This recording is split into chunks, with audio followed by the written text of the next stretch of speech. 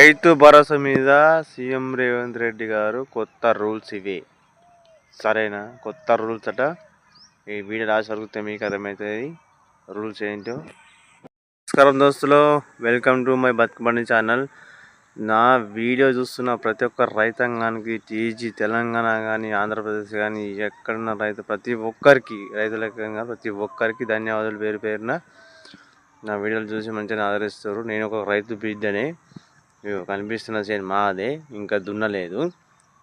అయితే రైతు భరోసా మీద కీలక అప్డేట్ ఏంటంటే, రైతు భరోసా సర్వే పూర్తి ఇప్పుడు స్టార్ట్ అవుతుంది. ఇవాళ నుంచే రైతు భరోసా ప్రతి గ్రామానికి, ప్రతి తెలంగాణ 33 జిల్లాలు ఉన్నాయి. ప్రతి జిల్లాకు, గ్రామానికి కూడా, గ్రామ పంచాయతీ కానీ అందరికీ అన్ని ఊళ్ళల్లో ఇవాళ నుంచి గ్రామ సర్వేలు పూర్తిగా ఉన్నాయి. గ్రామ సభలు పెడతారట. గ్రామ సభలు పెట్టి ఎవరైతే సాగు చేస్తారో వీళ్ళను భూములకు వేరే తీసుకొని వాళ్ళకి రైతు భరోసా ఇస్తారట. అదేవిధంగా సాగు చేసే భూములకు మరి కూలీ రైతుల గురించి మాత్రం ఇలా ఎట్లా చేస్తారో, కూలీ రైతులకు, కౌలు రైతులకు కూడా ఇస్తామన్నారు. వాళ్ళ పరిస్థితి ఏంది? వాళ్ళకు మరి రైతు భరోసా ఏమంటారు? సాగు చేసే భూమికి వివరాలు తీసుకొని రైతు భరోసా ఇస్తారు. అది కూడా 7,500 రూపాయలు చొప్పునని చెప్పారు. అది కూడా ఇస్తామన్నారు. అయితే నా ఉద్దేశం ఏంటంటే, కౌలు రైతుల గురించి, కూలీ రైతుల గురించి వాళ్ళకు సంవత్సరానికి 2 విడతలుగా 6,000 చొప్పున వాళ్ళకి 12,000 ఇస్తామన్నారు. వీళ్ళకు కౌలు రైతులకు వీళ్ళకు 15,000 వీళ్ళకి ఇస్తామన్నారు. మరి అదే విధంగా అవి కూడా ఇవ్వాలని కోరుకుంటూ ఈ వీడియో ఎవరైతే లబ్ధిదారులకు రైతు భరోసా పొందబోతుర్రో మొత్తం లాస్ట్ వరకు చూడుర్రి. చూస్తేనే మీకు అర్థమవుతుంది ముచ్చట. లాస్ట్లో మళ్ళీ కలుసుకుందాం రైతు సోదరులారా. దయచేసి ఈ వీడియో మొత్తం లాస్ట్ వరకు చూడండి. మీకు ఈ మ్యాటర్ మొత్తం అర్థం. రైతు భరోసా ఎవరెవరు పొందబోతుర్రో, ఎవరికి రావో అన్నీ మొత్తం మ్యాటర్ లోపల ఉంది. సరేనా? మళ్ళీ లాస్ట్లో కలుసుకుందాం మనం. నమస్కారం దోస్తులు, welcome to my బతుకుబండి channel. Revanth Reddy Rythu Bandhu కొత్త రూల్స్. సీఎం రేవంత్ రెడ్డి గారు రైతు బంధు మీద కొత్త రూల్స్ ఇవేనట. మరి చూద్దాం ఏంటో. ఈ వీడియో లాస్ట్ చూడరు, మీకు అర్థమవుతుంది అప్డేటు. తెలంగాణ ప్రభుత్వం రైతు భరోసాపై కీలక ప్రకటనను సిద్ధమైంది. రైతు భరోసా అమలుపై మంత్రివర్గ ఉపసంఘం కీలక సిఫార్సులు చేసినట్టు తెలుస్తోంది. సాగు చేసే ప్రతి రైతుకు పరిమితం లేకుండా రైతు భరోసా అమలయ్యేలా నిర్ణయించారు. సాగు చేస్తుంటే ఐటీ చెల్లింపుదారులకు వర్తించేలా సూచన చేశారు. సాగులో లేని భూములకు మాత్రం వర్తించదు. భరోసా కోసం రైతులు దరఖాస్తు చేసుకోవాల్సిన సర్పసు పైన రేపు మంత్రివర్గ భేటీలో తుది నిర్ణయం తీసుకున్నారు. సుశీర్రావుల్లో వారందరికీ రైతు భరోసా. తెలంగాణ ప్రభుత్వం రైతు భరోసా కీలక నిర్ణయం తీసుకుంది. మంత్రివర్గ ఉపసంఘం సమావేశంపై ప్రభుత్వం పలు సిఫార్సులు చేసింది.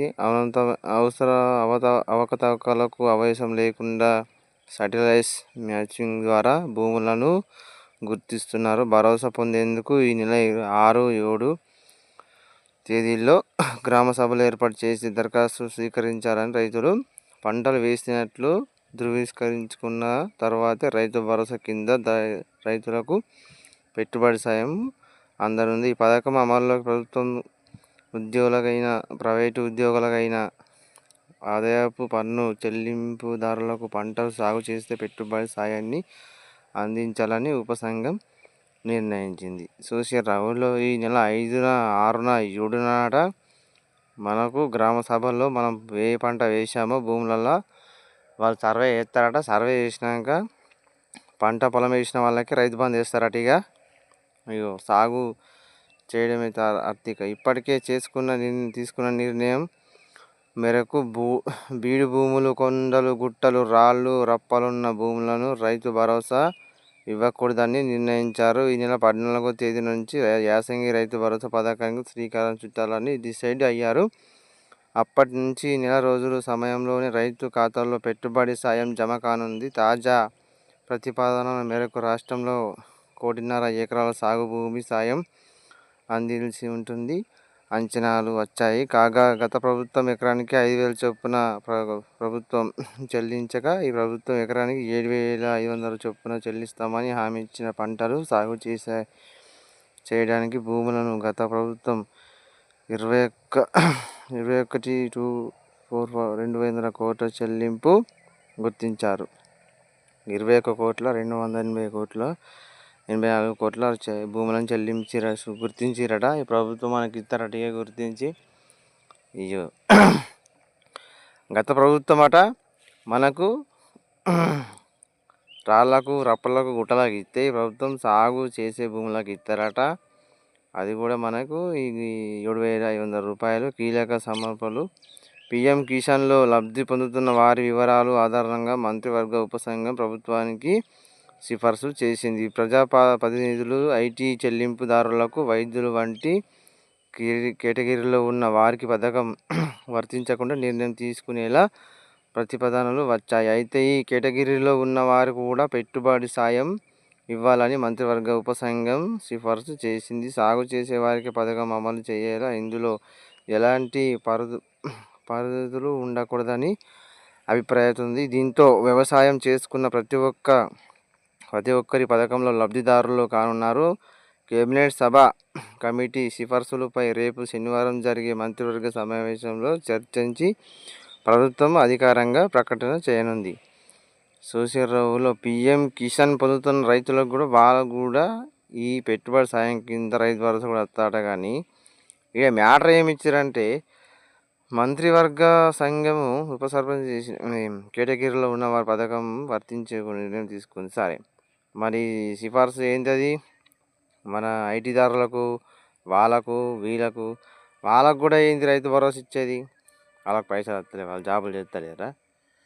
వ్యవసాయం ఎవరైతే నిలువ రైతు, ఈ రైతు ఒరిజినల్ రైతుకే కౌలు రైతులకు కానీ కూలీ రైతులకు కానీ వారికే రైతు బంధు ఇవ్వండి సార్ పంట పండించలేక అంటే వీళ్ళు ఐటీదారులకు, వీళ్ళకు కూడా ఇచ్చారు. నేను క్యాబినెట్ మీటింగ్లో చర్చించి ఇవాళ శనివారం ఇవాళ కూడా మంత్రివర్గ కేబినెట్లో సభ కమిటీ సిఫార్సులపై రేపు కూడా ఇవాళ జరిగే మంత్రివర్గ సమావేశం ఏం చెప్తారో మనం చూసి దాని మీదకెళ్ళి మనం కనుగొందాం. చూసిర్రా ఊళ్ళో అప్డేట్ ఎట్లా ఉంది? ఐటీదారులకు కూడా దీని మీద రైతు భరోసా వచ్చే అవకాశం చేస్తారట.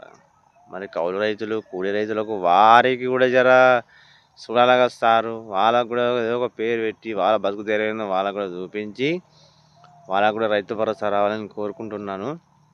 అయితే ముఖ్యమైన విషయం ఏంటంటే ఈ గ్రామ సభలో ఏందో దీన్ని పూరిస్తే జల్దీ సర్వే చేసి మాకు మాత్రం సంక్రాంతికి రైతు భరోసా ఇస్తామన్నారు.